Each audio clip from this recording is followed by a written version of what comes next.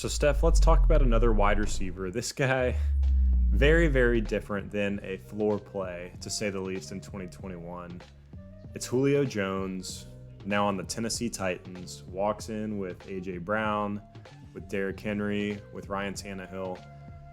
Julio Jones, surprisingly to me, is going 40th overall right now in these underdog ADPs. People are excited. At the 404, wide receiver 16. That is a little bit rich.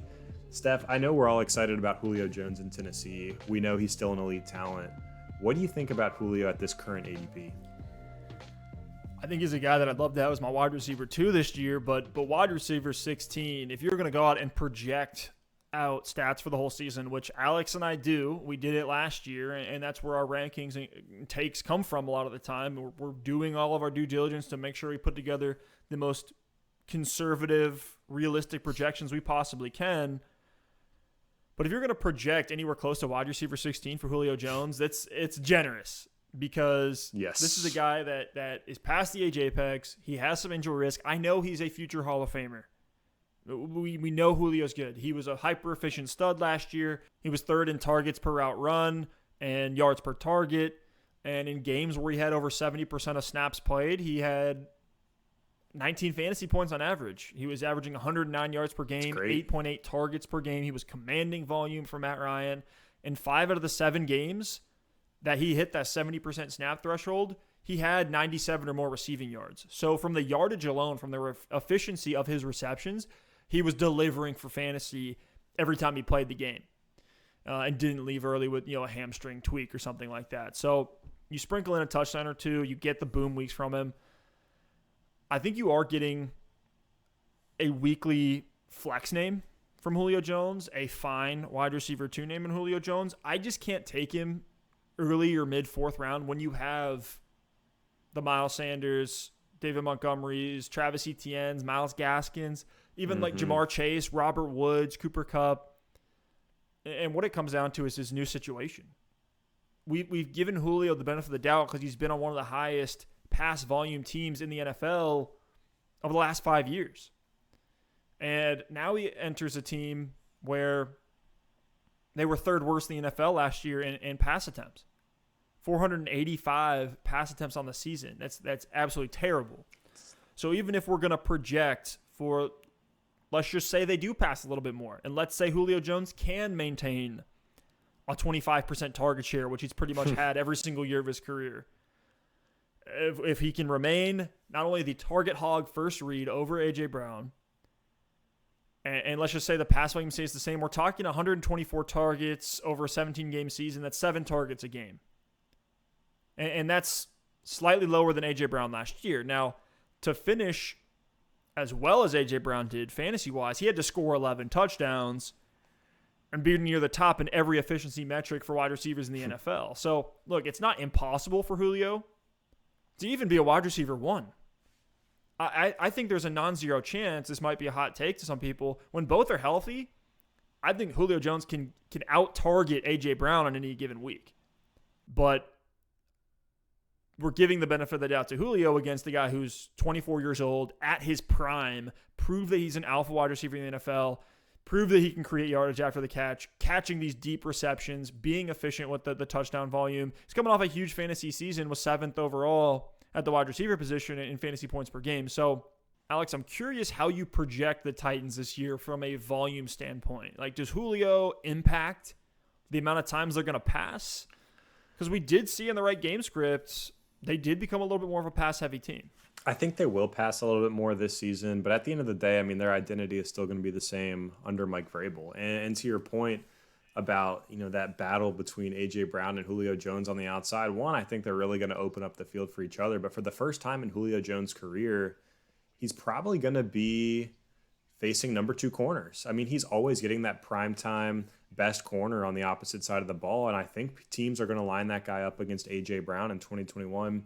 You and I certainly are going to have A.J. Brown projected for a much bigger season than Julio Jones, but to your point, I don't think that's going to be on a week-in and week-out basis. We're going to see Julio Jones have those spike weeks, especially in games when the Titans do get into shootouts and need to throw the ball. And if you look at the vacated targets on this offense, Jonnu Smith and Corey Davis alone vacate 157 targets. So there should still be more than enough volume to go around in Tennessee. It should be incredibly efficient with Tannehill at quarterback, with a guy like Julio Jones and what we know he can do at the wide receiver spot. But man, I'm with you on struggling with Julio at that current ADP. I think he probably does finish in the top 24. I think at the end of the season, when it's all said and done, if he can play the majority of the games, we're going to look at Julio Jones and say he was a top 24 wide receiver. But it just might be a little bit more inconsistent on, a week in and week out basis with when those points are coming. And we've seen low volume teams support two alpha wide receivers. We've seen the Vikings support Adam Thielen, an older guy, and Justin Jefferson, the young buck. And then we've also seen it happen in Seattle with guys like Tyler Lockett and DK Metcalf. So there definitely is a script for low volume teams to support two high-end fantasy football wide receiver options. And I think that's what we're going to have ultimately in Tennessee for 2021. Great point on these run first teams that just funnel all the volume to two wide receivers. It's a prototype we've seen before, and that's actually where I put Julio Jones in the Tyler Lockett range as far as their ADPs, and I would take both of those guys probably in the same range because I think they're going to be both boom busts, low volume options but we know they're good players. We know they're going to be efficient with their touches, so that's where I have them. Now the thing about Tennessee for this year, I was trying to look like the game scripts last season, they did get into some boat races. They did have to air the ball out a lot of the time, and it was like that to me was when their offense looked like it was at its worst because they do need to rely on Derrick Henry so much. But Ryan Tannehill's proven like he's Russell Wilson light at this point. He's going to be efficient no matter how often you ask him to throw the ball. I think the Tennessee Titans went out and addressed their defense this year, and signing Julio Jones was a win-now move, and if I'm the Titans GM, I probably look at my team as a very much a win-now team because they spent 5 of the 7 draft picks they had in 2021 on the defensive side of the ball.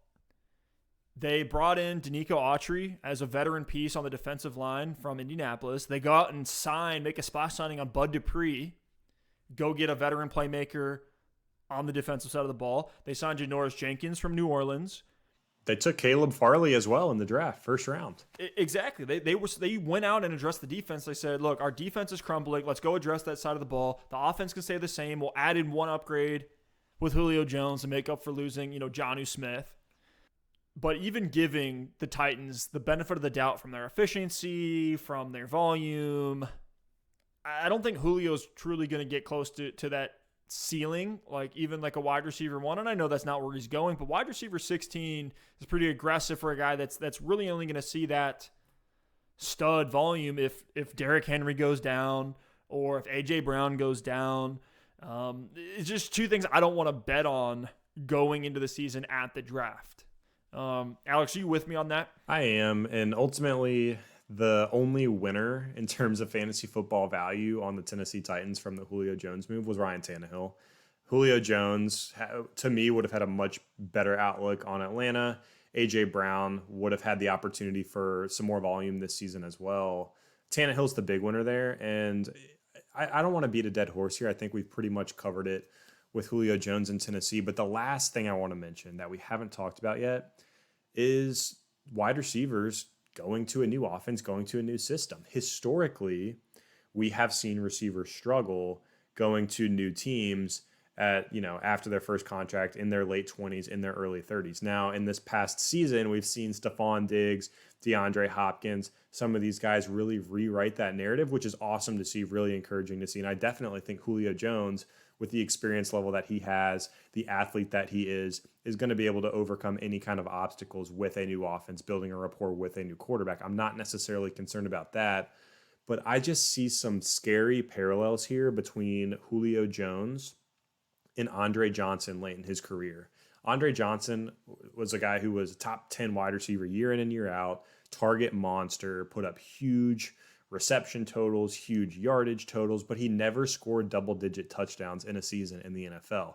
Kind of similar to a guy like Julio Jones in terms of where they're putting up the production on the stat sheet. Great point. Andre Johnson's last year in Houston at age 33 did show some signs of starting to slow down a little bit, kind of similar to what we saw from Julio in Atlanta last season, although Julio was more driven by injuries rather than actual production on the field. But when Andre Johnson, late in his career, switched teams to the Indianapolis Colts, his production absolutely fell off of a cliff. So, no, I don't necessarily want to compare Julio Jones at age 32 from what we saw from Julio on the field last season to Andre Johnson at age 33, 34. But I just want to bring up the point that like Julio's into his 30s, he's switching teams, he's battled some injuries over the past couple of seasons. So you just never know how that overall production is going to translate to a new team. Something to think about and consider for Julio. I think he still has a ton of juice. He's going to be fantastic for Tennessee this season. Absolute stud wide receiver. But we could be coming down to the wire here in Julio Jones' career. And it's just a matter of how much longer can he retain that elite production. And especially on the Titans, for all the reasons we've mentioned, I have some concerns.